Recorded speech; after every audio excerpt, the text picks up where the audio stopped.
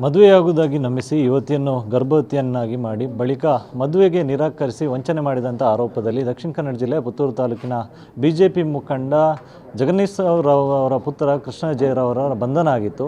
ಅದಾದ ಬಳಿಕ ಆರೋಪಿ ಯುವಕ ಈ ಮಗು ನನ್ನದೇ ಅಲ್ಲ ಎನ್ನುವಂಥ ನಿಟ್ಟಿನಲ್ಲಿ ವಾದವನ್ನು ಕೂಡ ಮಾಡಿದರು. ಅದಾದ ಬಳಿಕ DNA ರಿಪೋರ್ಟ್ನಲ್ಲಿ ಪಾಸಿಟಿವ್ ವರದಿ ಬಂದಿತ್ತು.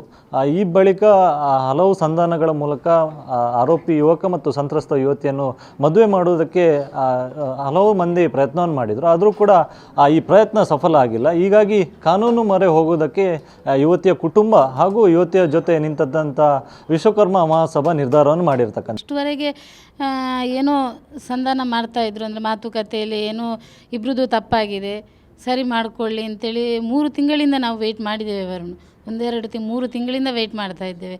ಇವತ್ತು ಮಾತಾಡುವ, ನಾಳೆ ಮಾತಾಡುವ, ನಾಳ್ದು ಮಾತಾಡುವ ಅಂತೇಳಿ 3 ತಿಂಗಳು ನಮ್ಮನ್ನು ಕಳಿಸಿದ್ದಾರೆ. ಇನ್ನೂ ನಮಗೆ ಇದು ಮಾಡುವಷ್ಟು ನಮಗೆ ಇದಿಲ್ಲ. ಅವರನ್ನು ಇನ್ನೂ ಮುಂದೆ ದೂಡಿ ಟೈಮ್ ತೊಗೊಳ್ಳಿಕ್ಕೆ ನಮಗಿಲ್ಲ. ಯಾಕೆಂದರೆ ಇದು ಮುಂದೇನೂ ಹೀಗೆ ರಿಪೀಟ್ ಆಗೋದಲ್ಲದೆ ಇದರಿಂದ ನ್ಯಾಯ ಸಿಗುವಂಥದ್ದಲ್ಲ.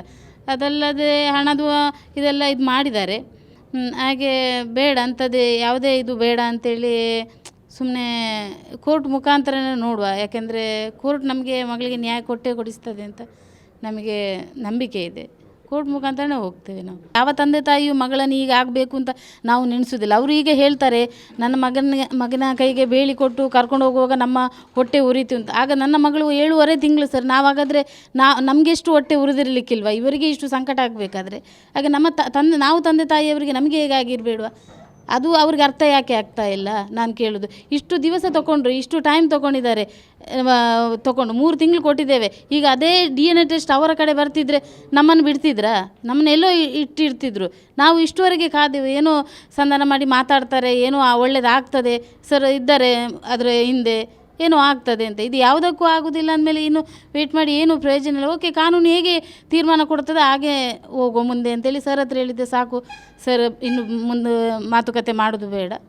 ಓಕೆ, ಏನಾಗ್ತದೆ ಕಾನೂನು ಹೇಗೆ ತೀರ್ಮಾನ ಕೊಡ್ತದೆ ಹಾಗೆ ಇರಲಿ ಅಂತೇಳಿ.